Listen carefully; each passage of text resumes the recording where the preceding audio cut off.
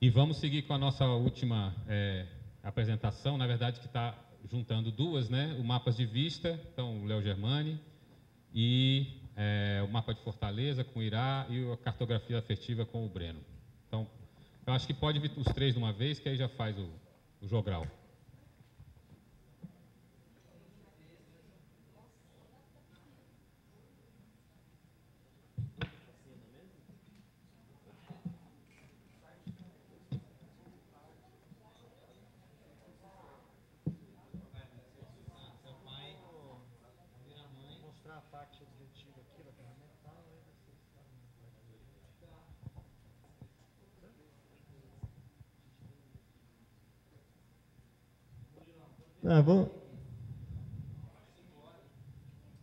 Eu vou tentar ir bem rápido, até porque eu acho que várias pessoas aqui já conhecem o... Tá, eu vou tentar ser breve, porque até várias pessoas já conhecem o Mapas de Vista. Antes de começar, eu só queria jogar no ar aí, eu acho que a gente está saindo daqui de várias discussões com algumas demandas de encaminhamentos aí para amarrar no final do evento. Eu não sei se amanhã tem um espaço reservado para isso, eu não me lembro. Por exemplo, a questão do consórcio, a questão de trabalhar um padrão, um protocolo de conversa entre os mapas, a questão da autenticação, do Ilha da Cultura, acho que tem que ter uma conversa técnica amanhã. E estou ficando um pouco angustiado a gente ter em algum momento para falar disso daí. Bom, Mapas de Vista é proposta de um software livre, ele é um tema ou plugin para WordPress, que surgiu, enfim, várias pessoas tinham demanda de fazer mapas, aí o Breno, que vai se apresentar daqui a pouco, chegou não só com essa coisa já bem idealizada, mas também com um recurso inicial para a gente conseguir colocar ele na rua. A gente lançou isso no final do ano passado, no Fórum de Cultura Digital lá no Rio, e durante esse ano de 2012, várias iniciativas usaram o Mapas de Vista, inclusive o mapa lá de Fortaleza que o Ira vai mostrar, mas muitas outras. Depois eu vou até abrir aqui umas, a gente vai passando na tela enquanto o pessoal fala. Sim, eu sei, eu vou colocar.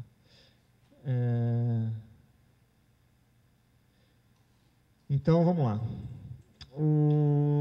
Esse aqui, por enquanto, é a casa do Mapas de Vista, uma casa bem humilde, mas aqui você tem a documentação mínima de como usar e o download, e as instruções básicas e uns exemplos. Ele tem a gente já tem o domínio Mapa de Vista com BR, já começamos a mexer alguma coisa aqui, mas ainda não está feito, isso é alguma coisa que a gente precisa fazer. Ele está no GitHub, como todo bom software livre, atualmente. Quem quiser, é só procurar Mapas de Vista lá no GitHub e usar, você vê que a gente usa, já tem alguns brands, tem pessoas abrindo issues aqui, e ele tem uma lista de e-mails no Google Groups, Mapas de Vista, quem quiser participar da discussão. Aqui está todo mundo que desenvolve, que usa, interessados, curiosos, e gente que tem dúvida, não consegue usar, entra aqui, manda um e-mail, pergunta, e a gente tenta ajudar, e todo mundo vai conversando junto aqui como é que faz. Esse aqui é um demo, então eu mostrei ontem, né, rapidamente. Você tem um mapa, esse aqui com um fundo de Google Maps, com coisas aqui, você tem, deixa eu ver, os filtros, você pode categorizar. Ele foi muito pensado para dar suporte nas coisas de WordPress existentes. Então, a pessoa que já conhece WordPress é como se fosse um tema como qualquer outro. Então, ele dá suporte às categorias e tags que o WordPress já tem, você pode filtrar isso no mapa, as subfotos, quer ver? Deixa eu mostrar aqui. Esse é um outro que usa o OpenStreetMaps como fundo. Você vai ver que alguns balãozinhos têm um comportamento diferente de outros. Então, esse aqui tem texto, esse aqui também, Todos têm texto?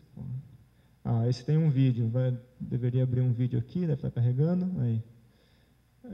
E esse tem uma galeria de fotos. tem alguns que tem só uma foto. Tudo isso usando coisas nativas do WordPress, já para esse tipo de coisa. E esse outro exemplo aqui, que é uma imagem como mapa, que suporta as mesmas coisas que os outros. Por exemplo, esse é só um post com texto, esse aqui é um com galeria de fotos. É o mesmo post, na verdade.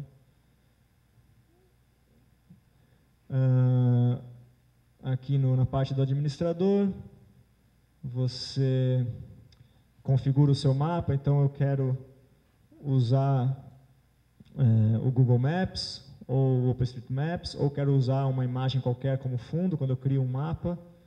Então, aqui está o OpenStreetMaps. Você configura aonde o seu mapa começa centralizado, em que nível de zoom.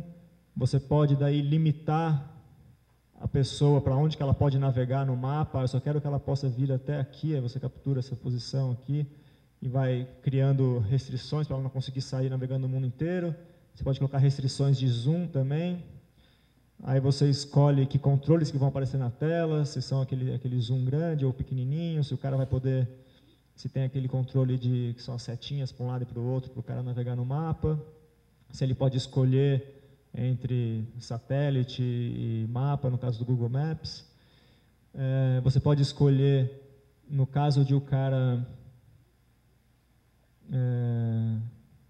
cruzar mais de 2 filtros, por exemplo, eu quero posts que estão na categoria sem categoria e na categoria CAT A. Se isso aqui é uma união ou uma intersecção, ou seja, quando o cara fizer isso, eu vou pegar só os posts que estão nas duas, ou vou pegar posts que estão em qualquer uma das duas e deixar na tela. Isso também é uma opção do seu mapa. Inclusive, uma das opções é deixar isso para o usuário decidir, aí tem uma opção lá na tela. Que tipos de conteúdo vão aparecer no mapa? Então, tem posts e páginas, que são os tipos de conteúdos nativos do WordPress, mas se você tem um tema, ou um plugin, ou você faz um tema filho aqui que estende isso e se cria novos tipos de conteúdo, você pode escolher que eles vão aparecer no mapa. Quais são os filtros que o usuário vai poder filtrar o conteúdo no mapa? Então, eu quero que ele filtre por tipo de conteúdo, quero que ele filtre por autor, quero que ele filtre por categoria, por tag, por formato, etc. Na hora de criar um post, eu tenho aqui a criação de post normal do WordPress.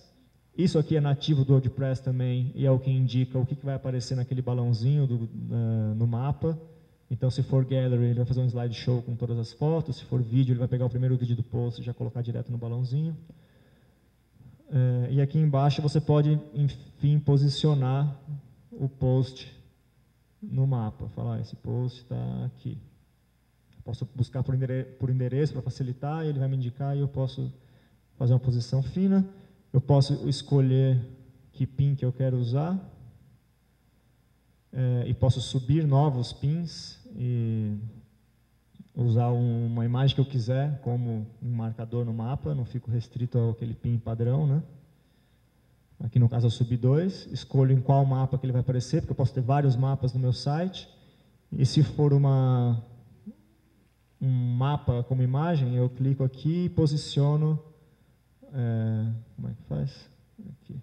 Posiciono aonde que ele quer que esse post apareça nesse mapa como imagem.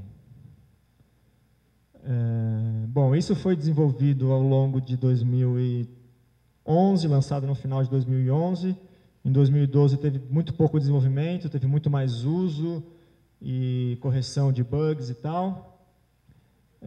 A gente fez um esforço que ainda não se concretizou totalmente de criar a casa dele, mapa de vista com BR, colocar lá todos os casos de uso que tem algumas coisas muito legais.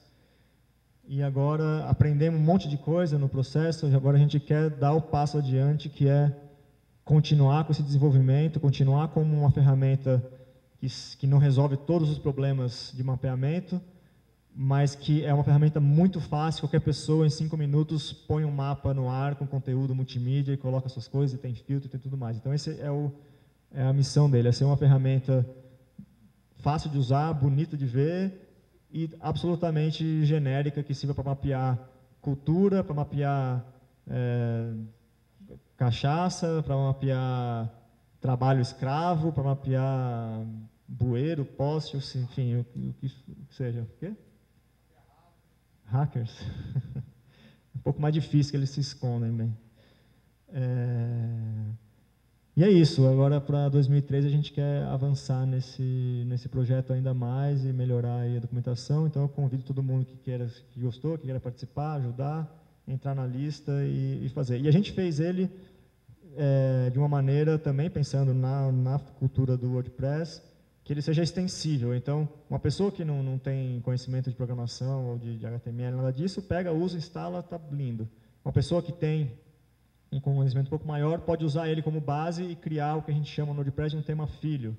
É como se fosse o plugin do plugin. Daí ele estende isso e consegue fazer modificações mais profundas, customizações de layout mais profundas, sem precisar refazer tudo. Ele mexe só mexe o que ele gostaria de mudar e faz isso. Então, ele já é todo suportado para que as pessoas façam uma extensão e usem ele para outras finalidades. É isso aí. Obrigado.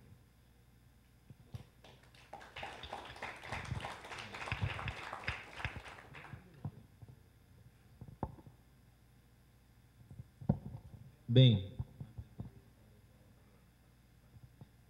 eu vou tentar ser sucinto aqui, porque, na verdade, a ideia aqui era mais falar um pouco da experiência que a gente teve lá na construção, que contou com o pessoal da Casa de Cultura Digital, DEAC, Cardume, acho que é tudo uma máfia, mas que está fazendo projetos super legais. E, na verdade, assim, a gente começou lá com uma demanda que era bem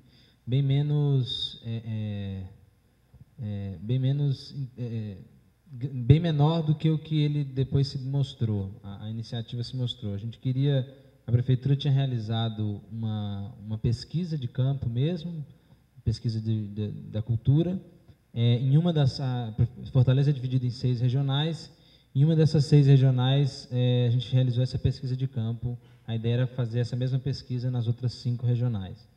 E isso foi um processo que acho que tem muita gente que conhece, entende, interage com o governo, que por vários motivos lá não conseguimos fazer essas outras pesquisas, e tinha essa pesquisa inicial lá para disponibilizar. Então, a demanda inicial era disponibilizar os dados numa ferramenta. Então, chegou a ser feito um livro impresso e tal, mas a ideia era ter disponível na internet para qualquer pessoa utilizar.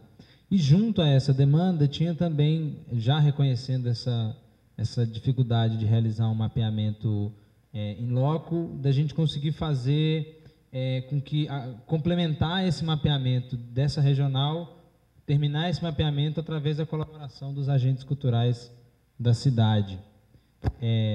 Alô? Então, a gente tinha essa expectativa, chegou a ser feito lá uma plataforma com uma parceria interna dentro da prefeitura, em Joomla, mas aí a equipe lá não disse que não era possível dispor os pontos no mapa, enfim, coisas técnicas aí, e chegou na nossa mão a demanda de dispor a demanda para a construção do Plano Municipal de Cultura, dispor essa pesquisa no mapa, os dados para ser pesquisável, para ser acessível para a população, e de uma ferramenta que pudesse ser complementada. Isso foi até uma coincidência, acho que um mês atrás de chegar essa demanda para a gente lá, e eu não me apresentei direito, eu sou o Irá Iporã, e eu estou lá num Comitê Fortaleza Digital e Criativa, que é um comitê ligado ao gabinete da Prefeitura, que trata de políticas digitais e políticas de economia criativa. Então, esse processo foi um processo tocado pelo comitê, em parceria, executado com recurso da Secretaria de Cultura. Ou sem recurso, né, DEAC? Isso eu vou explicar daqui a pouco.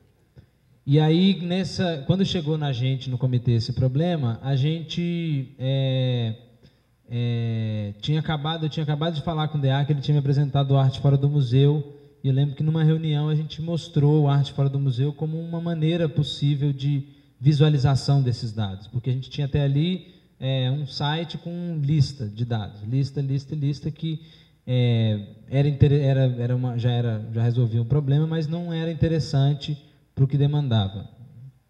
E aí, uma outra demanda que surgiu em paralelo, em função inclusive da época, que a gente está agora acabou de passar por um processo de renovação do Conselho Municipal de Cultura, era o registro dos agentes culturais. Então, quando a gente chegou com o que era o Arte Fora do Museu, que o DEAC apresentou aqui, os dados da pesquisa e essa demanda de colaboração no mapa e registro dos agentes culturais, a própria secretária, inclusive, que foi muito divertido a percepção dela, que eu acho que isso, inclusive, foi um diferencial interessante, a percepção do gestor, eu acho que faz muita diferença. Eu já estive conversando com pessoas de outras prefeituras, acho que até o cara de Porto Alegre, que está ali, a percepção do gestor em entender isso, de entender que, poxa, então eu vou fazer um site que eu vou cadastrar os agentes, esses agentes, quando eu cadastrar eles, eu já vou estar formando os fóruns permanentes de linguagem, porque eles vão identificar de qual linguagem eles são, e aí eles vão poder ter um login e senha para se cadastrar no mapa. Eu posso filtrar por fórum de linguagem e formar o fórum, que ao mesmo tempo é o colégio eleitoral, que no caso elege o conselheiro. E foi uma coisa que, quando a gente foi vendo, entrou numa dinâmica bem legal. Aí, algumas coisas que eu anotei aqui, para tentar ser sucinto, o que foi de diferencial. Então, primeiro, essa coisa da compreensão do gestor, dessa demanda e dessa possibilidade de integração, então, de visualizar, aí no caso eu nem falo nem do WordPress, nem do Mapas de Vista, mas a presença de uma plataforma digital para o sistema como uma necessidade, uma demanda. E aí eu acho que é importante lembrar que a gente está num processo de estruturação de sistema nacional, então dos sistemas municipais, e aí a experiência que a gente tem, que inclusive eu trago bastante da coordenação de cultura digital, de política executável, nesse sentido eu acho que é muito interessante. Então, assim, muitas das possibilidades que durante o processo de estruturação da própria demanda, de entregar para o pessoal que ia desenvolver o que a gente queria, a gente foi percebendo dinâmicas e processos que a gente não pensava antes para o próprio sistema, para o próprio funcionamento do sistema. E que isso é muito interessante. Eu acho que ter a possibilidade de construir um sistema já com uma ferramenta que ajude a estruturar os dados, ajude a estruturar as funcionalidades, pode ajudar bastante os sistemas municipais aí dos 5.000 municípios que o Brasil tem que fazer. Outra coisa que a gente notou logo que o comitê entrou na história era que já existia uma equipe, que era uma equipe interna da prefeitura, que depois entrou a Casa de Cultura Digital, e a equipe da Secretaria de Cultura. Então, a interface entre essas duas equipes era muito complexo. Então, o cliente não sabe o que quer, e aí logo o fornecedor não sabe o que o cliente quer, e ele tem que entregar uma coisa que ele acha que o cliente quer, e nunca é o que o cliente quer, e isso geralmente é um problema enorme, e acaba gerando, enfim, milhões de coisas, que nunca é o resultado mais esperado. Aí, nesse sentido, acho que a nossa interferência foi muito positiva, de conseguir, de um lado, compreender a demanda da secretaria, estruturar, olhando do lado da gestão pública, e de outro, conseguir entender os limites e as possibilidades que a ferramenta e que o processo de desenvolvimento oferecia. E aí também uma coisa bem interessante, que é a disponibilidade. Então, assim, a gente não teve nenhum momento, nenhuma trava do tipo, não pode liberar essa informação, não pode ser assim. Era uma disponibilidade muito grande da gestão. Aí é importante lembrar que essa gestão que está encerrando agora, que é uma gestão de 8 anos, de 4 que se reelegeu, estruturou um sistema municipal de cultura. Então, está tudo muito novo na cabeça dos gestores. Isso facilitou muito da gente conseguir ver possibilidades. Então, foi um processo que se deu durante a construção do Plano Municipal de Cultura. Então, ajudou muito a perceber novas possibilidades, como a outra que eu vou citar já.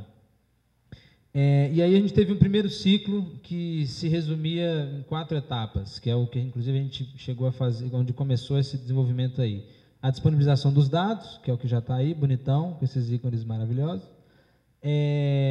O cadastro dos agentes culturais e aí, consequentemente, a estruturação dos fóruns de linguagem. A gente conseguiu, a prefeitura já tinha feito cadastro de agente cultural 2 vezes e isso nunca está disponível, sempre vira uma planilha no computador de algum assessor de TI de algum lugar. E aí agora a gente tem um cadastro que está estruturado no banco de dados online. Isso é um problema que, de certa forma, está resolvido. E a gente sabe, em qualquer momento, puxar a relação dos agentes e poder deixar que eles mantenham e atualizem seus dados. O mapa colaborativo, que a gente não teve um problema na liberação de recursos aí, E aí a gente, por enquanto, a colaboração, que tem até ali uma abinha, é um formulário que a pessoa pode dizer um ponto que está faltando. Formulário em Google Docs, inclusive em homenagem ao Marcum. E a agenda cultural da cidade, que era uma quarta entrega aí que a gente queria fazer. Então, a partir do momento que a gente identificou que o mapa seria colaborativo, que qualquer agente cultural cadastrado poderia sugerir e criar um novo ponto, a gente também poderia relacionar um evento cultural, uma atividade cultural e ao ponto. Então, eu cadastro a pracinha lá de casa, perto da minha casa, e cadastro a roda de capoeira que acontece. O resultado disso é um mapa da cultura e é uma agenda cultural da cidade, com o que vai acontecer e com o que já aconteceu. E isso serviu a possibilidade de servir como fonte de indicadores de cultura da cidade e tudo mais, e aí de economia da cultura e tudo mais. E aí a gente tinha, nessa construção, a gente foi visualizando perspectivas aí futuras a partir disso, uma coisa que até a gente não tinha previsto no projeto original, mas entrou, que é a consulta pública. Escreve aqui para mim, Léo, por favor. Mapeamento/consulta pública. Que é a consulta pública. Então, a gente já fez a consulta pública do Plano Municipal de Cultura na mesma ferramenta, que é uma instalação de WordPress MU. Não é nem MU mais, né? Agora, enfim, mas a mesma instalação, ou seja, a mesma base de usuários. Então, todo agente cultural que se cadastrou, ele pôde participar da consulta pública, e para participar da consulta pública ele precisava se cadastrar. Então é um ciclo aí interessante de trazer os agentes para participar, para se cadrarem, para a gente conseguir manter essa relação. E aí a nossa já tinha uma meta de construir um sistema, um ambiente de interação e discussão dos fóruns. Então cada fórum poderia ter um blog com a listagem das pessoas que compõem aquele fórum, e com um espaço para discussão, um espaço para publicação de conteúdo, que eu acho que é mais ou menos a experiência que o Ganesha está fazendo lá com o Conselho. Então, a ideia era estruturar isso. A gente até está vendo se a gente consegue fazer isso nesse finalzinho de ano, para deixar entregue aí. Um banco de projetos e produtos culturais. Em Fortaleza, a gente tem uma coisa muito interessante, que desde 2007, todos os editais de cultura têm um ponto lá que obriga que a pessoa tem que escolher, se você participa de um edital público, o produto daquele edital tem que ser disponibilizado numa licença que permita reutilização. E isso nunca foi, de fato, cumprido, digamos assim, pelos produtores culturais, mais por falta de onde fazer isso, como fazer isso. Então, eu fiz o vídeo apoiado pelo recurso do edital, e eu publico ele no YouTube. Então, uma possibilidade também era disponibilizar, e aí já ter um banco de projetos, vencedores do edital. Aí a gente também visualizou a possibilidade de que, usando essa mesma base de usuários, a gente poderia abrir ferramentas para inscrição em editais. Então, isso era uma outra maneira de trazer mais agentes culturais. Enfim, e aí daí a gente consegue imaginar vários usos possíveis. Então, a gente lá está num percalço. Na verdade, a gente não desistiu ainda, viu, Deag? A gente teve um percalço que aí, acho que quem aqui trabalha, interage com gestão pública, sabe dessas dificuldades de liberação de recursos. A gente tinha um recurso previsto, e aí a gente vai ter uma liberação agora de 30% do que estava previsto, não sabe se a gente vai conseguir. Então, é uma dificuldade que a gente está em relação a isso, de alcançar essa perspectiva, todas essas perspectivas que eu falei. Mas a principal meta era desses primeiros quatro etapas, do mapa, dos agentes, da colaboração no mapa e dos eventos culturais, era entregar, além disso, para Fortaleza, uma ferramenta livre, replicável, que seria aí talvez um outro plugin e melhorias no mapas de vista. E isso a gente tá vivendo essa crise lá agora.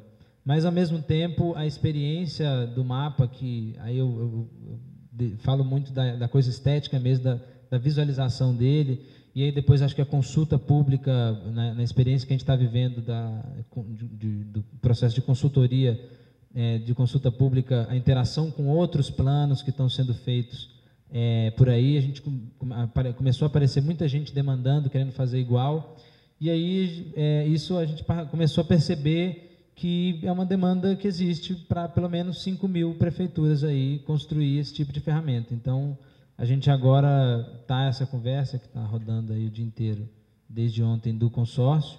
Então, é uma ideia de trazer, em vez de você ter cada prefeitura, inclusive eu estou doido para ver, não sei se vai rolar amanhã, eu acho, a apresentação da Bahia, que fez um investimento grande para uma ferramenta. Lá a nossa ideia era conseguir, então, a partir do momento que a nossa ferramenta tivesse estruturada, chamar outras prefeituras para, olha, vamos utilizar isso aqui, e aí o que você investir nisso aqui a gente vai retornar também, enfim, a lógica do software livre. E a gente está buscando agora construir isso, já estamos conversando com algumas outras prefeituras lá no Ceará, e aí eu queria aproveitar aqui para convidar a gente pensar nisso junto, quem estiver pensando nisso, aí desde prestador de serviço até gestor público, a gente pensar numa união aí que a gente consiga pensar nessa criação de ferramentas para gestão dos sistemas municipais de cultura. Acho que eu já falei demais. Então é isso, depois a gente vai falando aí. Breno, sua vez. Boa noite, gente.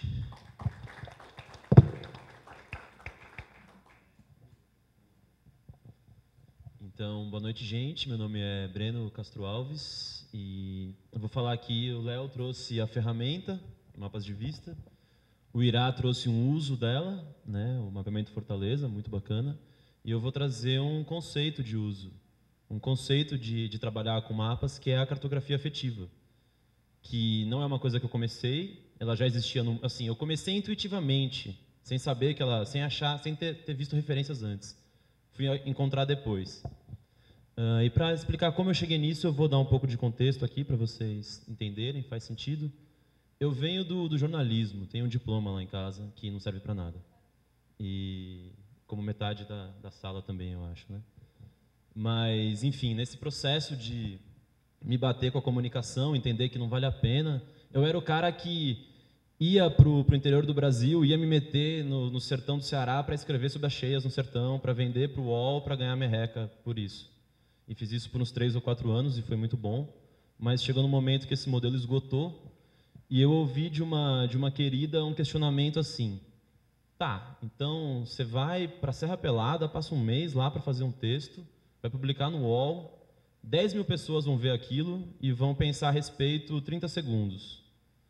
Se o objetivo é a transformação humana, se é a revolução de consciência que você está falando, não valeria mais a pena você passar o mesmo mês em Serra Pelada, trabalhando com 10 pessoas ali, para permitir que elas narrassem a sua realidade local, em vez de chegar um estrangeiro ali e cagar a regra, publicar no veículo nacional o que é Serra Pelada? Não valeria mais a pena trabalhar com essas 10 pessoas? Porque você não chegaria em 10.000, o produto final não seria aquela comunicação bem resolvida, mas seria um processo. E esse processo transformaria 10 pessoas com uma profundidade que compensa as 10.000 que pensariam 30 segundos a respeito daquilo. Então, esse questionamento me acertou em cheio. Isso foi no meu cerne, assim. E a partir daí eu comecei a me repensar como profissional e fui buscar outras coisas para fazer. Tive 2 experiências muito interessantes. Logo depois, a primeira foi no Museu da Pessoa, que foi bom para mim estar lá. Tem a ver com esse processo também. E logo depois eu caio na Casa da Cultura Digital, que também foi muito importante, ajudou muito a abrir minha cabeça para lidar com isso. Lá eu tive contato com 2 figuraças, que são o Cláudio Prado e Cleodon Silva, os 2 falando coisas interessantíssimas sobre a necessidade de como é necessário você ter uma interface de mapeamento viável para cada qualquer cidadão ir lá e poder apontar o buraco na rua e isso chegar direto para a prefeitura, ser uma interface em tempo real e apontar as questões, enfim. Os 2 falando isso sem parar, a semente ficou em mim e eu entendi uma forma de fazer isso no WordPress. Eu entendi um caminho ali, em termos gerais, né? Não sou programador, mas entendi um caminho, cheguei no Léo, que é o grande programador aí da coisa, junto com o HackLab, a gente parcerou isso em 2010. E a ferramenta saiu. Como o Léo disse, ela ficou pronta. Hoje deve ser quase 1 ano, cara. Ela fez 1 ano agora, dia 8, né? Então, é isso aí. Mas é uma ferramenta genérica, ela saiu sendo usada para milhões de usos diferentes, tem até aí um mapeamento de derramamento de óleo pelo mar no mundo. Mas o que eu sempre quis fazer com ela é essa cartografia afetiva. Mapas de vista deriva de mapeamento de pontos de vista. A minha ideia desde o começo sempre foi trabalhar com o espaço para você sobrepor ali visões diferentes, pontos de vista diferentes das pessoas que participaram desse trabalho, desse processo. Então, o encarar a cartografia não só como a disposição de imagem, que é como, por exemplo, Fortaleza fez, como o SNCC pensa, enfim, que é você sistematizar um monte de informação no mapa. Isso é bom, né? Você consegue ver ali um monte de coisa, você consegue ter algumas noções espaciais que você não teria de outra forma, mas não é isso que eu quero, que eu busco. Eu busco a cartografia como linguagem, como forma de expressão de mundo.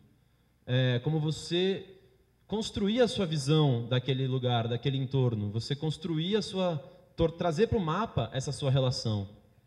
Então, fui pesquisar a cartografia afetiva, fui me aprofundar, e esse trabalho que está aqui é o primeiro trabalho maduro que eu fiz com esses conceitos. Ele ficou pronto, aconteceu em maio e junho desse ano, e eu vou mostrar para vocês. Posso ir lá, não? Isso aqui é a oficina Como Eu Vejo. Deixa eu ver, está rodando? Clique. É um PDF. Espera aí, então isso. F11 rola. Bom. Está rolando, vai. Aí. Essa oficina Como Eu Vejo, ela aconteceu numa escola pública de São Paulo, na Barra Funda, o Canuto do Val, ela é uma escola estadual. O aprendiz abriu uma chamada de projetos, de oficinas para a escola, a gente inscreveu isso, e eles gostaram, mandaram a gente para a 8ª B, que era a sala problema da escola, era os mais velhos da tarde, então eles enchiam de porrada a molecada. E era uma questão meio crítica. A coordenação da escola admitia que eles eram a pior sala da escola, então era uma relação de bosta.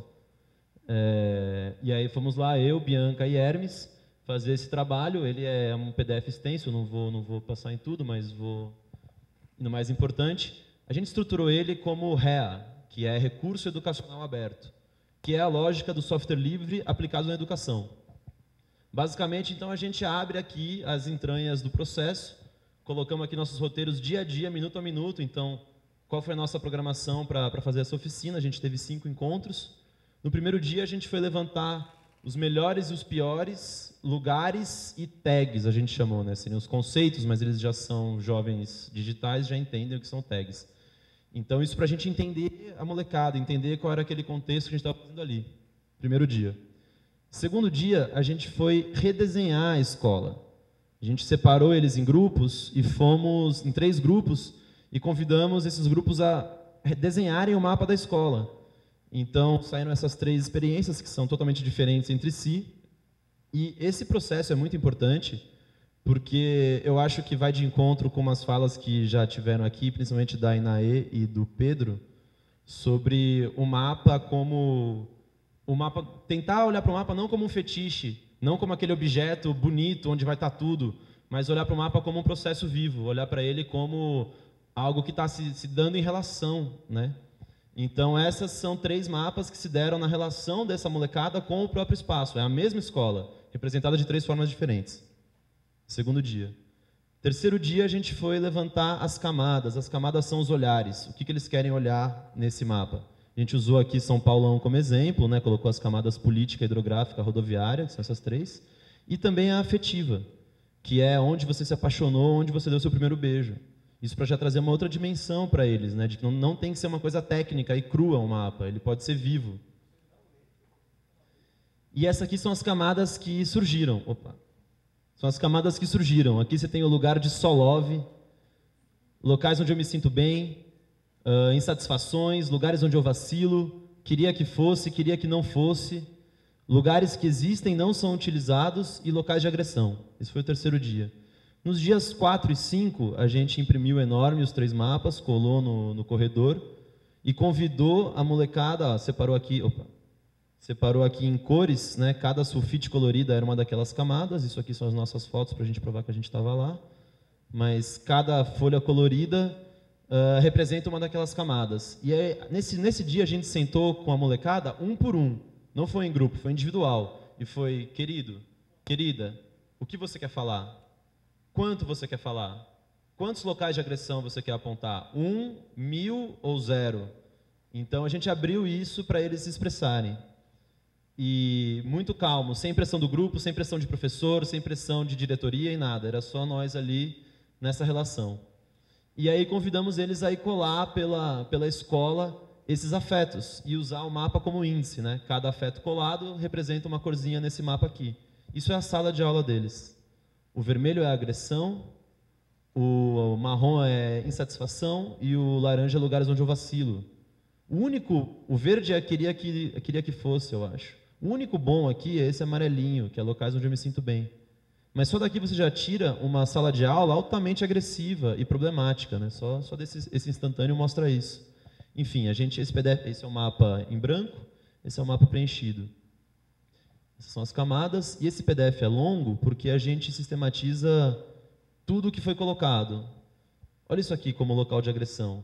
Bati no menino por causa que o menino estava batendo no menino menor, aí não tem que deixar bater nos menores. Depois vem o maior e bate na pessoa que estava batendo no menor. Isso é maravilhoso. É o ciclo vicioso da agressão, né? Quem bate apanha porque está batendo, não pode bater, tem que apanhar.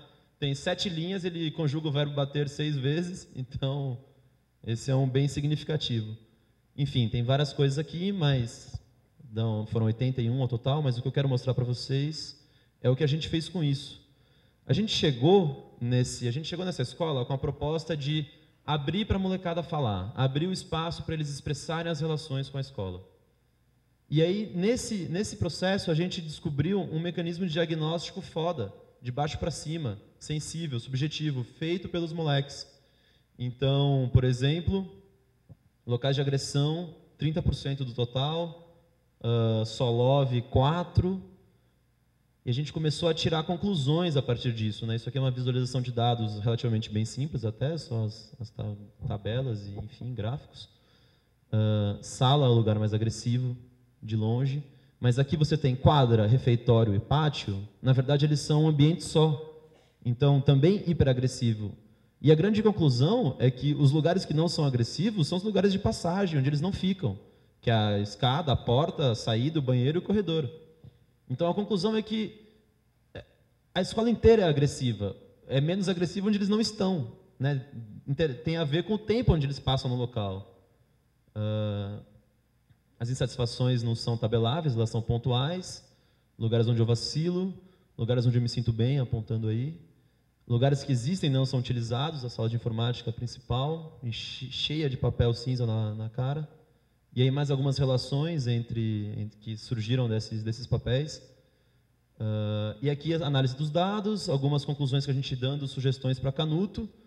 E as conclusões gerais. A primeira conclusão é que precisamos de mais tempo para aprofundar esse trabalho. Isso foi feito com 5 encontros, é muito pouco. A gente conseguiu um diagnóstico, mas o grande tesão aí seria trabalhar em cima do diagnóstico para agir na escola. Tá, então a sala é hiperagressiva, o que vamos fazer a respeito, molecada? Então, vocês querem a sala de informática, ela não está aqui? Como vamos conseguir a sala de informática? Vocês querem mesmo? Qual a informática? Para quê? Para estudar o quê? De que jeito? Então, esse seria o momento crucial desse trabalho, que a gente não chegou. A gente terminou no diagnóstico, que foi uma pena. Mas foi o primeiro, e isso já é muito, muito significativo, né? Entender a construção do mapa como um processo. Botar isso para o grupo se construir. E quando você pergunta, o que você quer colocar no mapa? O que é tão importante para você que merece ir para o mapa? E não existe uma categoria, ele não tem que preencher um xizinho, ele tem que encontrar essa resposta. Isso é emancipador. Ninguém pergunta isso para o moleque, ninguém pergunta o que você acha. Pergunta a quem descobriu o Brasil, é fácil, Pedro Álvares Cabral, já decorei. Mas o que você quer falar desse lugar aqui, essa pergunta é foda, não tem. A educação formal não faz. Então, é para esse lado que eu estou apontando. Aquele outro site que eu abri aqui, Léo, me ajuda, por favor, o M900. Olhando o mapa como processo, idealmente... Não, pera, deixa eu voltar. Eis aí, oficina como eu vejo, Canuto Duval, 5 encontros. E agora eu vou mostrar uma outra experiência para vocês, que é essa aí que ele está abrindo, que é o M900, que foi a primeira vez que eu consegui juntar o conceito de cartografia afetiva com a ferramenta Mapas de Vista, que a princípio, no meu coração, foi construída para fazer isso. A concepção inicial era para fazer esse site. Essa é a primeira vez que isso aconteceu. Esse é o M900, ele é o mapeamento afetivo da Avenida Paulista, junto com o 3º ano de jornalismo da Casper Libero. Eu me aventurei a ser professor universitário no último bimestre, e a gente fez esse processo lá e deu esse site, que é, enfim, muito, muito bacana de ter feito, porque com comunicadores em formação, né, então a molecada, uma puta pegada, querendo fazer, a gente levantou essas categorias aqui, que são abrir-se, e aí, eis lá os filtros, abrir-se, que eles foram falar com aquela galera que pede dinheiro na Paulista. Eles foram entrevistar os Médicos Sem Fronteiras, e também os Hare Krishnas, e a Brink, enfim, e esses diversos grupos que realizam esse tipo de pedir dinheiro. Então eles foram se abrir para ouvir essa galera. Esse outro aqui também é lindo, esse outro filtro, que são os não lugares, que são também chamado de o guia do não estar na Paulista, que são lugares que existem para não ser utilizados, lugares que são construídos para não haver pessoas ali, que a própria arquitetura te expulsa, né? São lugares, são os não lugares. Esse era um conceito de arquitetura que caiu lá no grupo de jornalismo e a molecada adorou, pegou, se apropriou e saiu fazendo. Então, olha aqui, essa é demais. Praça de alimentação, é uma moça cadeirante que está almoçando na Paulista numa lixeira. Ela está comendo aqui, ó, o café e o sanduíche dela. Isso aqui é uma lixeira, aqui é a boca da lixeira, ó, na cara dela. Então, esse instantâneo aqui é demais. Esse trabalho, ele me é muito querido. Ele ficou pronto semana passada, foi agora outubro, novembro, primeira semana de dezembro. Então, eu sinto que com ele eu consigo fechar esse ciclo no meu coração. Um processo que eu comecei em 2010, com mapas de vista e também com a pesquisa em cartografia afetiva. Aqui ela se amarra e vem nesse produto final.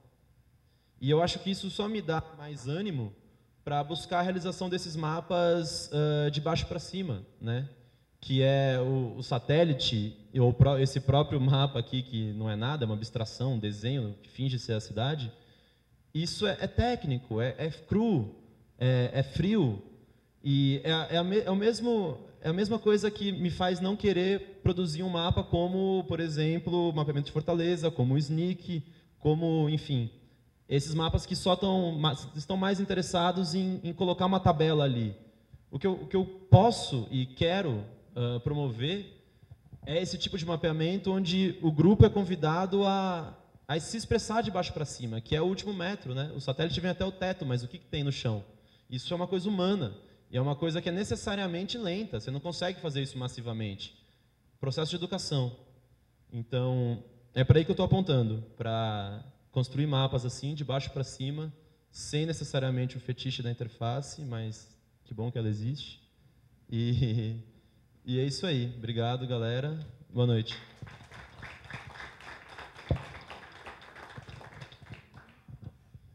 Bom, gente, alguém quer fazer um comentário, iniciar uma conversa?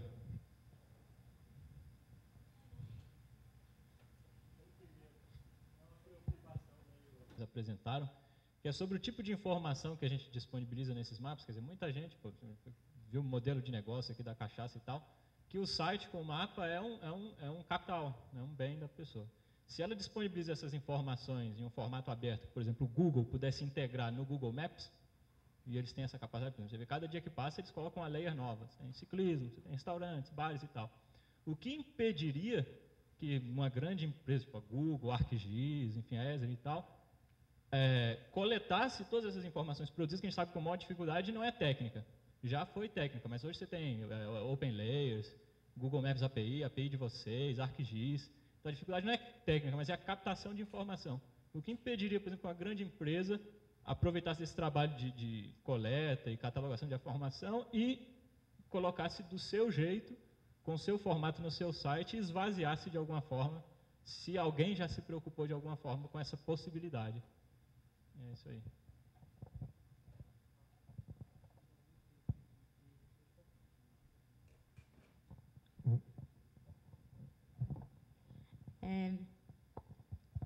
É bom, não é a primeira vez que eu dialogo com a proposta do mapa de vista, mas é a primeira vez que eu falo com os 3 figuras ao mesmo tempo e poder, né? Então, eu acho que o mapa de vista ele tem uma coisa muito interessante, assim. Amanhã a gente vai ter uma oportunidade de fazer uma discussão técnica, etc., a questão da análise da informação, mas eu acho que tem uma coisa que deve ser muito parabenizada, é que vocês conseguiram chegar numa pílula muito simples para mapeamento.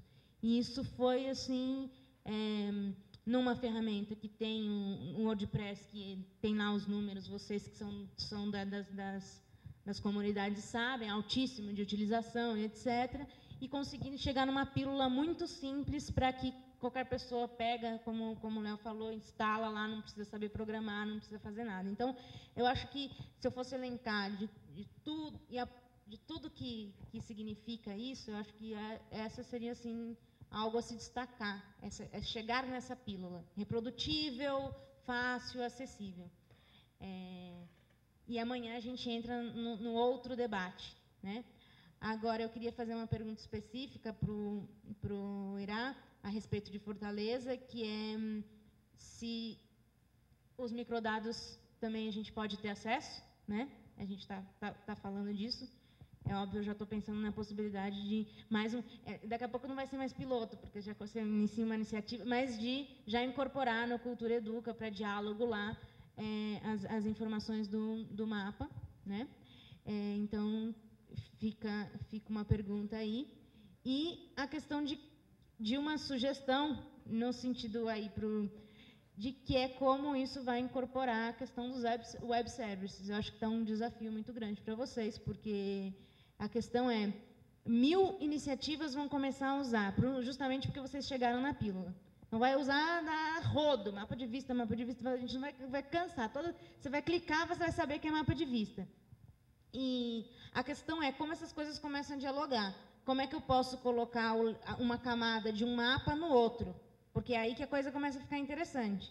Ok, eu tenho lá o moendo gente, mas eu quero ver em volta do moendo gente o Y, né, do outro. Então, eu acho que a questão do web service é um desafio para vocês colocarem, se vocês vão retomar o quesito desenvolvimento, é algo que a gente pode conversar. E, mais uma vez, publicamente, falar para o Breno que a gente tem aí um diálogo importante no quesito pedagógico da proposta construída, principalmente aí dentro da escola, a necessidade de que você tem que dar retorno a esses alunos. Eu já tive a oportunidade de ver em outro momento a apresentação do Breno, porque realmente o mais legal começa depois, né? Afinal, o que a possibilidade do conceito de mapear é possível causar em termos de transformações. E se a gente não for consequente com isso também, fica pouco, né? E aproveitar que eu falei depois, né, do amigo ali, eu acredito que não tenha nada que impeça, né? Não tenha nada que impeça, e, na verdade, a gente não sabe, mas muito disso já acontece, né? Eu acho que vale a gente conhecer, por isso mesmo, como é que isso entra, né, no OpenCity Maps, como é que, inclusive, ele trabalha essa questão de incorporar e o que é possível visualizar. Então, eu acho que é uma provocação mais do que pertinente, porque ela já está acontecendo. A gente, enfim. Bem, o de Fortaleza, deixa eu entrar. Com certeza, a ideia lá é de trabalhar com dados abertos. Só que, como eu tentei dizer, só que é muito difícil, a gente, na verdade, inclusive, já colocando a questão dos web services, uma das etapas que estava dentro do projeto, que estão, na verdade, que o projeto não morreu ainda, entregar, era cumprir entregar alguns web services. Então, porque a gente tinha essa ideia de fazer com que ele fosse uma plataforma multiplicável também, mas mais especificamente pensada para sistema de cultura.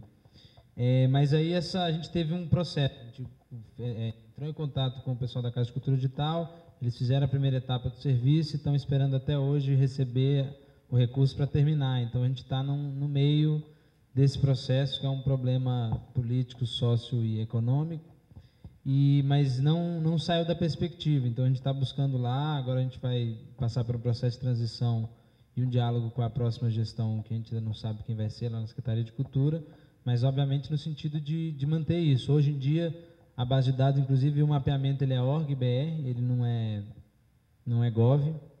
Isso também é intencional, no sentido de que o Sistema Municipal de Cultura ele não é da Prefeitura, ele é um sistema da cidade, então é uma gestão que tem que ser pública no sentido não só governamental, então a gente quer buscar isso lá. Então, quem é o gestor máximo, quem é o root do mapa? É a Prefeitura ou é o Conselho, ou são todos os conselheiros? Isso é um arranjo, mas de cara isso já tá incorporado. A gente não tem ainda o link para baixar os dados, mas é uma questão mais de desenvolvimento, de alguém codar isso lá, do que de disposição política, de disponibilizar ou não. Mas aí, se tu quiser, eu te faço um dump do banco de dados na hora. Vou responder essas coisas. Eu só mostrei aqui, enquanto o pessoal estava falando, alguns usos que pintaram do mapa de vista esse ano aí. Tem mais que eu não achei aqui, mas aqui são alguns. Eu acho que não tem, como ela falou, não tem garantia nenhuma. Eu acho que tem como dificultar. Ontem a gente rolou aquele papo de usar o Google Maps, e na verdade agora isso me alertou que, realmente, se você usa a API do Google para printar, mesmo que os dados estejam guardados com você, ao passar pelo JavaScript dele, eles pegaram. Ficou lá. É verdade. Mas isso daí é uma outra questão, né? Não é uma questão... Você tem o dado, você não vai perder o dado, mas ele também tem. A questão da API, que a Inaê colocou, já é a próxima demanda. Assim, a gente já tem, e já inclusive já está meio resolvido como fazer, é uma questão só de conseguir parar para fazer. A grande dificuldade do mapa de vista, isso foi muito interessante, é que desde o começo a gente pensou ele como uma plataforma livre e impessoal, ou seja, ela tinha que servir para qualquer fim. E isso é super difícil de fazer. Porque daí vem um cara e fala, puta, mas eu queria fazer isso e assim, dar essa entortadinha aqui. E é uma tentação muito grande, é uma complicação você falar, cara, não, isso está fora, isso não faz. Se você quiser fazer, você tem que fazer uma customização para você manter uma ferramenta enxuta o suficiente para ela ser simples, para a pessoa usar para qualquer finalidade. Porque senão também, se você coloca tudo como uma opção, então é tudo opcional, põe como opcional, quando você vai ver, você tem um monstro assim que para o cara usar, o cara precisa ler um manual de 1000 páginas, porque tem 1000 opções. Então a gente quer um negócio com poucas opções, relativamente poucos recursos, mas que sejam recursos que atendam a grande parte. E que seja extensível, para que as pessoas possam fazer plugin, que é mais ou menos a mesma filosofia do próprio WordPress, que ele é um negócio muito enxuto, faz muito pouca coisa, muito bem, e tem milhares de extensões que aumentam a capacidade dele para usos específicos. Então, acho que foi um sucesso assim de uso, né? As estatísticas dizem que quase 20% dos sites da internet por aí são em WordPress. É um negócio meio assustador até, na verdade. Não, é bem diferente. Então a gente está nessa preocupação, só que agora a nossa questão é essa, cada passo tem que ser muito pensado em manter a ferramenta simples e genérica e tal, e também a dificuldade de se fazer isso, porque a gente teve um financiamento inicial, né? E agora a gente, por enquanto, não tem, a gente está querendo, e aí está indo nas horas, né, tentando casar projetos usando ele para fazer a coisa aí andando, mas é um desafio fazer isso e fazer sempre pensando em mantê-lo livre. E agora, se a gente resolver mudar tudo, a gente tem que pensar que quem já usa vai ter que ser fácil de migrar para esse novo jeito, não podemos acabar com a base de usuários, já tem uma base de usuários estabelecida, então é uma complicação, mas é muito, muito legal. É de uma coisa que eu esqueci de comentar, que é do uso mais da ferramenta lá, e que é uma coisa assim, como a gente se propôs, isso foi aceito lá no mapeamento de Fortaleza, que o processo de colaboração fosse direto, então qualquer pessoa pudesse ir lá e abrir, e isso tem muito a ver com toda essa perspectiva de mapeamento colaborativo, de entender e reconhecer o local. Uma coisa que eu sempre tinha lá como perspectiva, que a gente nunca colocou isso lá muito abertamente, mas a equipe que estava diretamente envolvida, com uma perspectiva interessante, que parecida com o que foi feito lá no Mboimirim, que vocês fizeram lá, que era o momento em que, beleza, eu vou mapear a que tem perto da minha casa, mas é a hora que eu colocar um ponto no mapa de que aqui não tem um cinema, aqui não tem tal coisa, e aí começar a mapear as ausências que a cidade tem, e isso como uma possibilidade super interessante da política pública. Então, igual o cara pode mapear um buraco, um banco quebrado na praça, e aí isso criar uma demanda para infraestrutura, você criar ali as ausências que a cidade, o que não tem. Então, acho que isso como possibilidade de uso de um ferramental desse, por isso que eu acho que é muito importante a gente pensar nisso, de ter isso encravado como possibilidade política, e aí as gestões e aí municipais e tal, os governos entenderem isso, porque isso acho que é, inclusive, um conceito mais avançado de uso da cultura digital na gestão pública, de pensar aí mudando então a gestão para passar a ser uma governança mais colaborativa e não só governo eletrônico e tudo mais.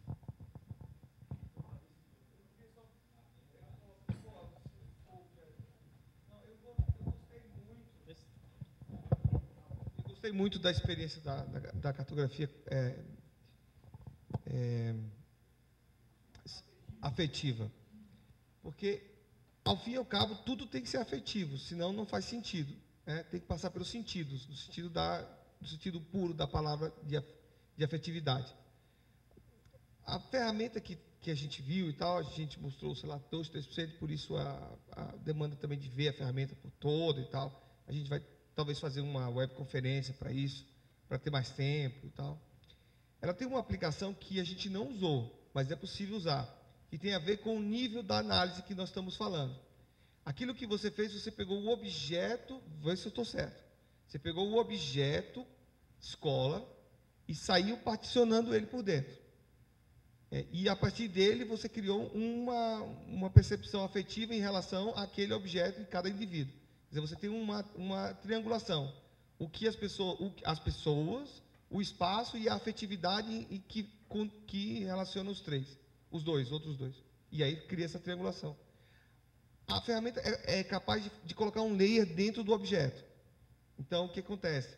Na Rio Mais 20, eles colocaram um layer dentro dos pavilhões. Então, cada sala tinha um layer de georreferenciamento para dentro do objeto. Quando chegava a determinado zoom, ele passava a não assumir mais a imagem do satélite e passava a assumir a imagem que era colocada de planta baixa. E de 3D, se fosse o caso. Então, talvez fosse o caso, para algumas aplicações, não ficar no nível do objeto do satélite, mas entrar no objeto. Assim como para o pessoal de museu é importante fazer a visita virtual, mas entrar no objeto no sentido que você fez. Assim, neste objeto, importa saber que aqui dentro tem uma biblioteca, isso, aquilo, outro. E nesse objeto, aqui dentro, tem pessoas, essas pessoas se relacionam desse jeito. Então, eu acho que você convidou, indiretamente ou diretamente, não sei, a gente a pensar que existe um outro nível de análise, que é o nível de análise do objeto para dentro dele, que é onde o espaço afetivo acontece, porque ninguém pode estar em todos os lugares daquele objeto se ele é suficientemente grande. Mas muito bom. Eu só queria adicionar isso, porque isso é uma coisa muito importante, principalmente para objetos que têm muitos compartimentos internos, centros culturais, escolas que têm muitas pequenas coisas dentro. Muito bom. Parabéns. Que legal ouvir isso. Quer falar alguma coisa? Evaristo. Não quero não. Que legal ouvir essa tua percepção. E essa sua divisão em 3 elementos, né, a pessoa, o objeto, no caso o espaço, e a afetividade, eu não colocaria em triângulo, não. Eu colocaria a afetividade como meio. Ele é como coração, não é um triângulo.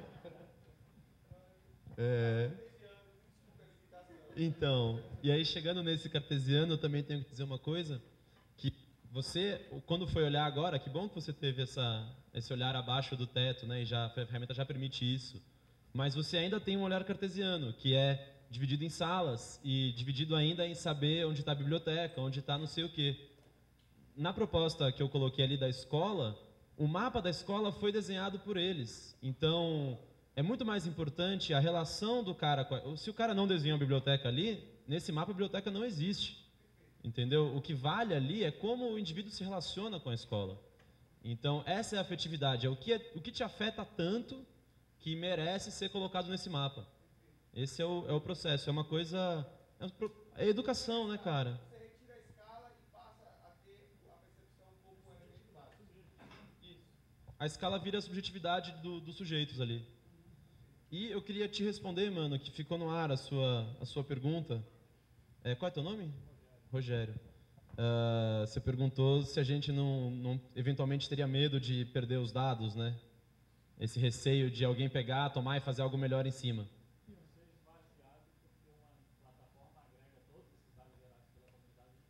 Uhum. Mas, cara, eu acho que esse medo, ele é um medo semelhante ao se abrir para o software livre ou não. É algo parecido com isso, sabe? E é um receio que eu confesso que, na concepção do Mapas de Vista, isso por um dia eu falei, caralho, bom, tá bom, abre. Entendeu? Teve um dia que isso aconteceu. Hã? Não, mas, por exemplo, o mapa da cachaça. Se alguém pega aquilo e vai fazer outra coisa. Cara, eles têm um acúmulo ali, eles têm um acúmulo de narrativa, de estar ali construindo, conhecendo aquelas pessoas, fazendo aquele site. Já é algo construído que só a informação bruta não vence. Entendeu? Que mesmo se o Google pegar e usar, não vai substituir o mapa da cachaça, porque ele já tem ali um acúmulo construído que não se perde assim. Né? Exato. Maria Isabel. Então é isso, acho que tudo bem isso ser intercambiável. Isso não. O que perde é muito pouco. Ganha mais do que perde, com certeza. Não, agora o bicho vai pegar. Não, o jogo já está arranjado. Não, enfim, é uma questão absolutamente central, ou seja, ou a gente abre e compartilha, ou a gente vai perder de qualquer jeito. O Google já varre, não adianta, ele já pega os dados. Não é, porque usa API, deixa de usar. Eu pego os dados, eu vou aí e pego. Enfim, é parte do trabalho da transparência hacker. O governo volta e meia, o que vão fazer com nossos dados e tal. E a posição da transparência hacker é, nossos dados o quê, cara pálida? É meu. Você vai lá e pega e é simples, é trivial pegar os dados. Mas dá trabalho. Então a gente tem que inverter a lógica e fazer não dar trabalho. Para entrar um pouco nessa coisa de web services e tais, que a gente tem que trabalhar nesse e nos outros sistemas. Eu volto naquela mesma tecla da gente criar um padrão comum de intercâmbio que todo mundo, e todo mundo não vai ser todo mundo, mas vai ser alguns, adotem para a gente facilitar esse processo de intercâmbios de camadas, que tem, e o Léo vem aventando isso há algum tempo, uma complexidade técnica um pouquinho maior do que simplesmente fazer um mapas de vistas. É outro grau de dificuldade, mas a gente tem que pegar isso.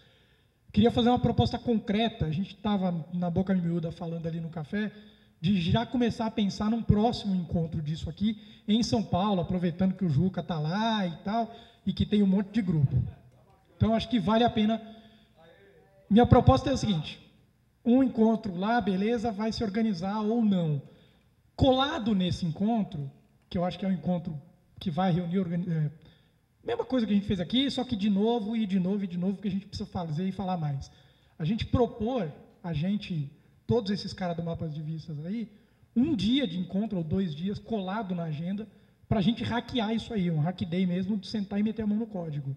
Eu já me disponibilizo, então já tenho o Léo também já topou, que eu já vi ali. Enfim, para a gente conseguir implementar algumas dessas coisas, e aí, obviamente, convidando todas as outras plataformas que quiserem, mas eu acho que se a gente juntar os 3 ou 4 programadores que tem nessas 15 experiências, dá para a gente mexer nessa história. Só para você ter ideia, por exemplo, uma questão muito pontual que precisa ser decidida e que é uma complicação é, se você usa Google Maps, não tem dúvida, você usa a API do Google Maps. Se você usa uma base de dados livre, como o OpenStreetMaps, tem dezenas de frameworks JavaScript para você fazer a plotagem no mapa. Qual que vai usar? Tem o Leaflet, tem o Mapbox, tem o OpenLayers, tem trocentos. E aí? A gente escolheu um no Mapas de Vista, que foi o MapStraction, que é um que abstrai todos, assim você consegue fazer. Mas aí você fica amarrado. Depois de um ano, a gente viu que, putz, não sei se foi uma boa escolha. E aí? É uma puta decisão que vai, né, que é difícil de reverter depois e que é difícil tomar sozinho e que é difícil a gente que também consiga ter embasamento para dar uma opinião qualificada nisso, é complicado. Ia fazer um comentário aqui, o Marcão já começou, mas antes de falar disso, fazer um diálogo rápido, assim, fiquei com vontade de falar essa história dos dados, o Marcão falou um pouquinho, né?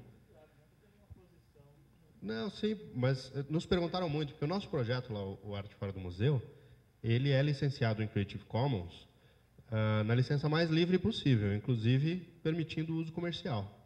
E a gente tem feito isso, na verdade, faz muito tempo. Desde que eu trabalhei na Rádio Brás, a gente fez uma briga interna lá, tal, mas licenciou também o conteúdo da OGBC com a licença mais permissiva possível.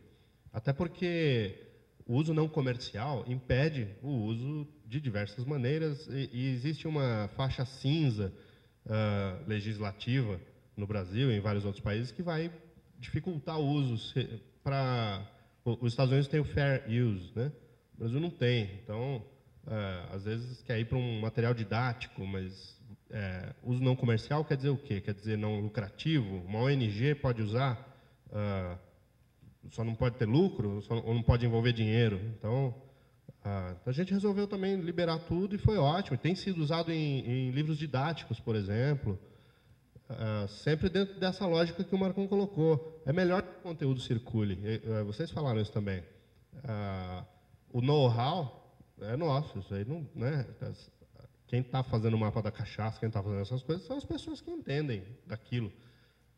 Não adianta só pegar os dados e jogar no mapa. Inclusive, a gente está falando com o Google, eles têm um instituto cultural lá na Suíça, eu estou conversando com eles para ver se eles pegam os nossos dados. Para a gente é bom, se eles pegarem e disserem, a única coisa que a licença pede é que deem o crédito. Dando o crédito é ótimo, porque aí tudo bem, vai mais longe do trabalho, capaz que alguém nos contrate para fazer alguma coisa dentro disso que a gente faz. A proposta do Marcum, também acho, assim, eu estava pensando exatamente isso, mas uma coisa a mais. Eu acho que esse encontro nosso aqui ele era fundamental e necessário, né? No Brasil, assim, ficou até curioso. Eu tinha pedido isso para o Summer, se não me engano, o cara lá também do Cartografias, para abrir os 56 sites inscritos. Eu fiquei curioso para ver quem eram esses caras, né? Porque a gente não sabe também. Mas a gente sabe que tem muita gente fazendo um monte de coisa no Brasil, mas tem também muita gente fazendo um monte de coisa fora do Brasil. A minha proposta era que o próximo encontro, for lá em São Paulo, um dos próximos encontros quaisquer, que chame gente aí do Mapbox, gente que está fazendo e pensando coisas também com dados abertos, dentro de todas essas lógicas que a gente está discutindo aqui, a gente também pode aprender e ensinar coisas para os gringos. Quase que eu chamei o Mapbox nessa, mas enfim, fica para a próxima. Alguém mais? Aproveitar que o Américo vai falar e fazer um pedido, uma provocaçãozinha. A gente, na experiência de Fortaleza, a gente utilizou o tema de consulta pública desenvolvido pelo HackLab, através do Ministério da Cultura, enfim. E foi uma dificuldade para a gente conseguir o código disso. Então, acho que assim, pensar, agora que a Ana Yolanda foi embora, numa política de disponibilização de código do MINC que seja mais ágil, assim, de ter o que for disponível, ter disponível. Mas eu acho que assim, porque tem processo, então, por exemplo, tem algumas coisas que tem que ser aprovadas, mas eu acho que assim, ter isso, porque assim, ter o negócio disponível lá e a gente ter que Eu acho que se eu não conhecesse, talvez, o Murilo, se não tivesse relação pessoal, a gente talvez não teria conseguido no prazo. Já vou responder de cara. Isso é um processo novo que a gente está instaurando agora e você foi o primeiro que pediu. A gente não tem um processo ainda e a gente... eu tive agora no fórum dos planos municipais, do qual Fortaleza participou, a gente já disponibilizou para os 20 municípios que estão participando. Mas a gente vai ter que criar um procedimento e tem que ter procedimento. Não é, baixa aí, não é. A gente tem isso tem uma chamada pública, um termo de cooperação, teve uma licitação, e isso é interno, e a gente tem que ver, porque senão o HackLab, ou quem contratou o HackLab, que já não foi direto com o HackLab, passou por outras instâncias, né? Tem contratos, que depois isso vem para cima da gente, vem os órgãos de controle para cima da gente. Então, eu estou falando que tem um procedimento, mas a gente entregou. Não teve, pode ser menos burocrático, tá? Mas a gente vai ajeitar isso aí. Bom, eu acho o seguinte, quer dizer, acho que o mapa de vistas dá a possibilidade de a gente, enfim, colocar tudo o que a gente queira, né, como a gente viu. E eu acho importante também, quer dizer, o Breno, esse trabalho que o Breno faz de fazer essa cartografia afetiva, é um desafio enorme para a gente, se a gente encarar isso, como colocar isso dentro de uma política pública, né? Pensando que a rede de ensino tem 200 mil escolas, a gente está falando de 2 milhões de professores, né? Então, a gente começa com Cultura Educa, né? Que é que a gente vai, a princípio, a gente estava lá com 2 mil escolas, isso já virou 5 mil, daqui a pouco virá 50 mil, e a gente tem um processo aí, né, de cultura mesmo, de apropriação. Quer dizer, a técnica que você usou, ou a metodologia que você usou, é uma metodologia, você não pode estar nas 200 mil escolas. E o problema quando você entra na educação é exatamente isso, é a capacitação. A gente vai botar o SNCC e quando você tem aí a maioria das cidades com menos de 10 mil habitantes, que o cara não tem nenhuma planilha eletrônica, não tem quando tem e se faz, ele tem um papel. E como é que a gente vai conseguir isso? Aí quando vê o IBGE e faz a Munique, ele faz um questionário e o cara responde o que ele quer, né? Então, a gente tem que pensar, né, que é super válido, mas como que a gente implementa isso como política? Por isso, a sua crítica em relação a esses mapas que a gente está fazendo é que a gente não tem nada. Nós não sabemos quantos teatros tem no Brasil, né? Nós não sabemos quantos teatros privados tem o Sistema S, o SESC, não sabemos. Nós sabemos que tem, e isso tudo um mapa que a gente tem que fazer, que vai ter um rebatimento na afetividade e no território, e que você vai na Paulista e vai ver o Itaú Cultural, vai ter o MASP e tal, e você vai ter os buracos e as zonas de não lugar, né? Que é o que o Irá falou, quer dizer, por que não tem um cineclube? Tem uma meta de cineclube no nosso Plano Nacional de Cultura, e quando a gente botou o plano, as metas para consulta pública, não é? Ninguém falou nada, todo mundo achou, tá bom. 15 mil pontos de cultura, tá bom, mas ninguém foi lá para saber, para questionar por que é 15 mil, por que não é, então, não, mas que a gente não pode. O Rio de Janeiro vai fazer 750 pontos na cidade do Rio de Janeiro, ele botou no plano municipal dele lá, né? Mas ele botou para consulta pública, não sei, tem um gap aí de participação que é importante, porque a gente está dando a possibilidade, é um começo, é uma aposta, isso vai mudar, essas metas também vão mudar. Não sei ainda, eu fico muito preocupado, eu já conhecia o trabalho, enfim, que é feito dentro das escolas, essa preocupação da violência, tem milhares de pesquisas, e como é que a gente traz isso agora para a gente aqui? Quer dizer, eu acho que esse é um desafio, né, que na educação, tudo que a gente leva para a educação, a Carla não está aqui, mas né, e pode, né, tudo que a gente fala para lá, não, mas, pô, isso aqui, vocês querem fazer só isso? O nosso problema é muito maior. E aí, quem que vai fiscalizar? Quem que vai acompanhar? Quem que vai ver se esse negócio está funcionando? Né? Até a gente chegar na afetividade, a gente tem que criar um outro flanco e uma outra estratégia. Né? A nossa estratégia, a nossa aposta, que é uma aposta, pode ser que, né, a gente está querendo, o marco legal nosso é um plano, o plano é um plano de 10 anos, é lei, e tem que ter, claro, a sociedade, o controle social disso. Como a sociedade está querendo os dados, como a sociedade está querendo que se resolva o problema da violência dentro da escola. Mas eu estou colocando isso porque esse encontro aqui, a gente precisa, e aí respondendo, acho super válido a gente fazer um encontro em São Paulo, mas eu acho que a gente tem que sair do eixo também, sabe? Eu acho que a gente tem que ir para o Acre, a gente tem que ir para outros lugares que têm experiências e que talvez nem tenham participado do edital, porque ninguém lê o site do Ministério e vê que tem 10, 20 dias para apresentar um projeto. Quer dizer, essa é uma outra dificuldade nossa. Né? O PIG não vai dizer que tem um edital de cartografias colaborativas, nem as redes de televisão, nem nada. Então, a gente tem essa dificuldade.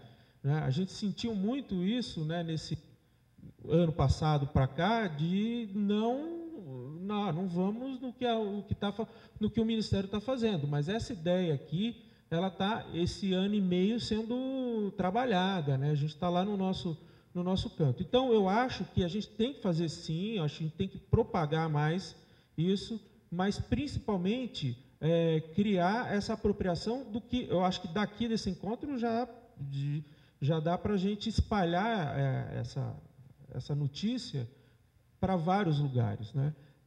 E, por fim, o Léo, quer dizer, tem acompanhado esse processo nosso do Plano Nacional de Cultura. A gente está com uma ferramenta pronta aí para o monitoramento das metas, que também está feito dentro da perspectiva de ser uma ferramenta de acompanhamento pela sociedade, né?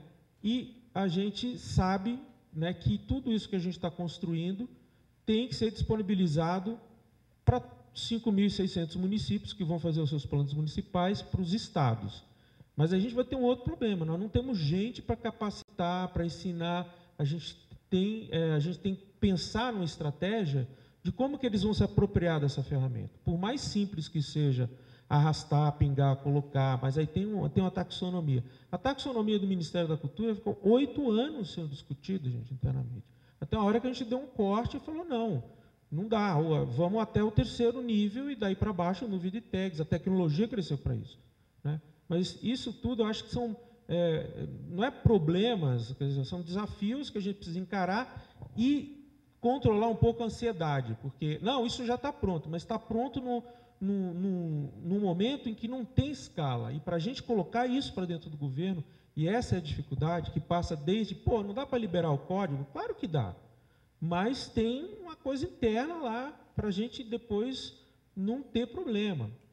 E é um problema mesmo, porque os caras ficam 10 anos atrás de você, dizendo, não, mas isso não está previsto. Né? E aí a gente precisa mudar a legislação. Por exemplo, a Hortolândia agora criou uma lei que as empresas que estão lá podem investir para entrar, botar uma empresa, eles têm que apoiar projetos na Lei Rouanet. Todo mundo achou sensacional, só que na lei ele esqueceu de dizer que tem que ser com produtores locais. Aí vai o pessoal do Rio de Janeiro fazer projeto em Hortolândia. Entendeu? Então, você vê como é um aprendizado.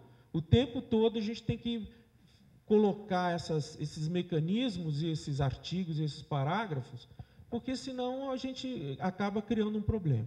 Mas eu acho que esse negócio de fazer os outros encontros, a gente precisa nessa descentralização que eu acho importante.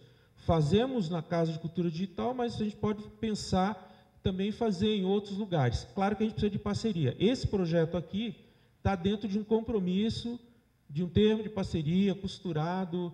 A gente teve alguns problemas, enfim, mas porque não foram previstos, e a gente tem que ver qual que é o braço que a gente tem, mas a gente está junto.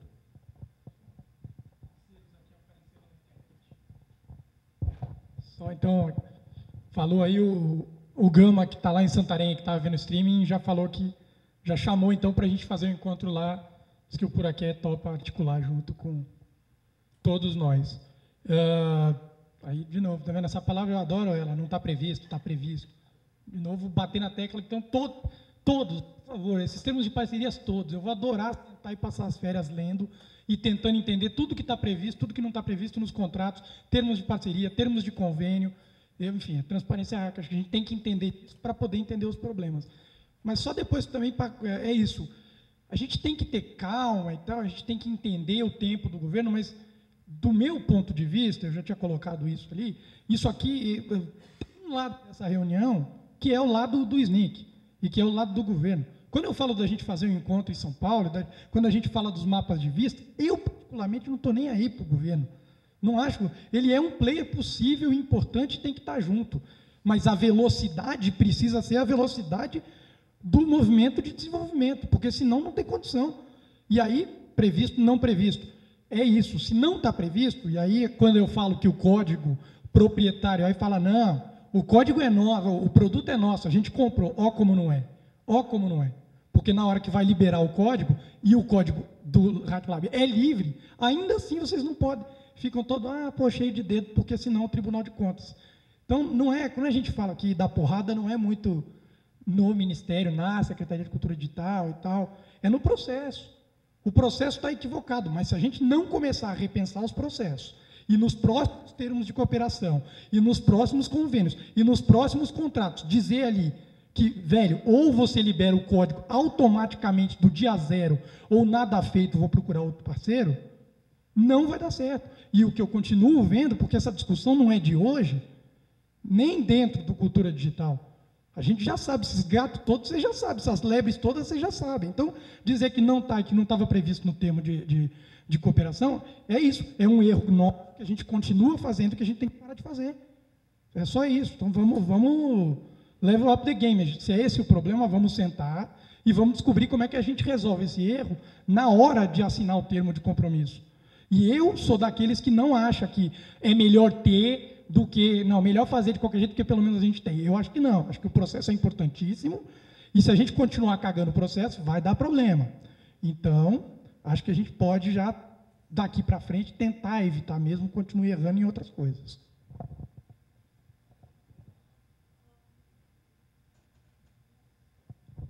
Uma coisa aí para fechar? Não, é duas coisas. É mostrar que... o que eu acho que o Léo não mostrou, que não estava no mapa ainda. O mapa, isso é o governo do estado do Rio Grande do Sul, também usando mapas de vista. Eles ligaram para a gente em Fortaleza, falaram, olha, a gente quer fazer igual. E a gente não precisou fazer nada, só mandamos para eles o link do mapas de vista, que já está disponível. E aí lá, inclusive um processo que eu achei muito bacana, que a Procergs, eu acho, que é a empresa de processamento de dados, a Secretaria do Estado da Cultura acionou a empresa, e aí o desenvolvedor lá, sei lá, da empresa entrou na lista do mapas de vista. Então, assim, eu sei que é uma discussão que a gente está ali na coordenação, mas eu acho que é importante a gente relembrar aqui, porque, assim, esse processo de disponibilização, então, assim, o fato disso estar disponível foi o principal entrave a ser vencido para implementar isso lá. E lá eles se viraram, para não precisar de suporte, na verdade o suporte ele encontrou na comunidade, que ele entrou na lista, então ele teve dúvida, entrou, chegou a perguntar algumas coisas, e ele, o ponto legal vai ser o momento em que ele descobriu uma coisa que não tem e devolver código, e publicar uma melhoria, e aí que Fortaleza vai pegar a melhoria que o governo do Rio Grande do Sul fez e implementar lá, e aí a gente vai começar essa troca. Então, assim, essa lógica aí, Américo, é um pouquinho assim de, eu sei, ter a noção, eu sei direito como é que é difícil trazer isso para dentro. A gente teve umas brochadas feias na coordenação de cultura digital pré-Ana de Holanda, tentando fazer processo, trazer a ideia do processo de desenvolvimento de software livre para dentro do governo. É difícil. Aí, Pedro, não é um negócio que não é ou vamos fazer ou não vamos fazer, porque é difícil para caralho. Mas eu acho que tem os procedimentos, é possível fazer. Eu acho que até essas soluções que estão sendo geradas em WordPress é uma coisa muito boa de experimentar esses procedimentos, a ferramenta de consulta pública de metas, para a gente começar a puxar. Isso aí é fácil de ser implementado e eu acho que não precisa nem de tanta estrutura no Ministério, não. Precisa mais levar a lógica do software livre para apresentar a lógica do software livre para os interessados e ou eles aprendem, ou então eles contratam uma empresa que faz uma coisa ruim ou usa isso aí. Enfim, é isso. Américo, a tua fala me levantou uma ideia, principalmente aquela parte do PIG, né? E como fazer a ideia circular, como fazer um edital como esse circular. E eu me veio na hora a potência das redes aí que estão se construindo para além da grande mídia, para além dos partidos de mídia tradicionais que existem aí. Então, eu estou tentando abrir aqui para mostrar para vocês um documento que eu criei chamado Cartógrafos Brasileiros e Suas Máquinas de Criar Mundo, que tem boa parte das pessoas que já estão nesse evento, mas não todas, que eu acho que a gente pode começar também essa sistematização em conjunto de quem são as pessoas que fazem isso. Isso é super simples de fazer. E aí retoma o que o DEAC falou, vocês tiveram 50 e tantas inscrições, esses nomes têm que estar juntos. E é o tipo de rede que onde o governo é um dos players, mas não é o player central. E isso é bom que aconteça assim. Então, eu acho que a gente pode também, eu proponho já ter esse documento para a gente criar junto e sistematizando quem trabalha com isso, para na hora de ter um edital desse, ser simples assim de disparar para um número maior de pessoas. Então, isso e, enfim, a outra questão sobre como ramificar, como chegar na base, isso aí a gente vai conversar muitas mais vezes do que agora. Então, é isso. Bom, então uma salva de palmas aí para apresentar. Eu queria falar algumas questões aí, só um pouquinho, em relação à preocupação que o Léo colocou sobre o tempo da gente discutir algumas coisas que foram levantadas, tipo o protocolo, a questão do ID de usuário, que é uma questão que a gente está discutindo muito no âmbito do SNCC, a questão também do formulário, que o Marcum já fez uma proposta, ou seja, a ideia é que esse formulário esteja pronto para a gente apresentar para todos amanhã de manhã, né, para a gente trabalhar em cima dele. Acredito que o momento do debate técnico da tarde vai ser um momento para a gente retomar algum desses pontos, né? Mas eu queria deixar uma coisa muito importante, que o blog do Cartografias Colaborativas, ele vai seguir, na nossa perspectiva, como um ponto focal dessa discussão. Um aspecto importante para nós é a documentação de tudo que está acontecendo aqui. Então, a gente vai ter os vídeos, mas seria bom ter as apresentações, então, só mobilizando para todo mundo integrar as apresentações aqui para a organização do evento. A gente vai subir tudo isso para o blog, deixando ele como um ponto de referência em relação a toda essa documentação.